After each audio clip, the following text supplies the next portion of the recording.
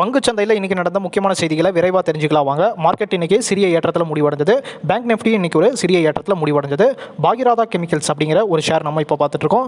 ஒரு பிரபல முதலீட்டாளருடைய நிறுவனம் இந்த ஸ்டாக்ல வந்து இன்வெஸ்ட் பண்ணியிருக்காங்க. இந்த தகவல் காரணமா இந்த ஷேர் நேற்றும் இன்றும் ஒரு ஏற்றத்தில் இருக்குது. இந்த ஷேரை பத்தி நீங்களும் ஃபண்டமெண்டலா அனலைஸ் பண்ணி பாருங்க. கனோரியா கெமிக்கல்ஸ் அப்படிங்கிற ஒரு ஷேர் இப்போ பார்த்துட்டு இருக்கோம். தொடர்ந்து ஒரு இறக்கத்தில் இந்த ஷேர் இருந்துட்டு இருக்காங்க.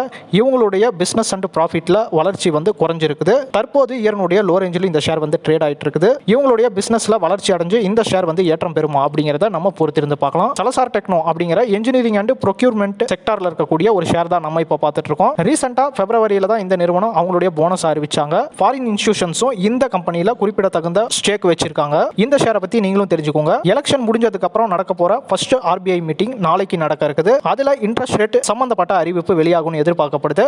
சோ நாளைக்கு பேங்க் ஸ்டாக்ஸ்ல ஒரு ஏற்ற இறக்கங்கள் இருக்கிறதுக்கான வாய்ப்புகள் இருக்குது.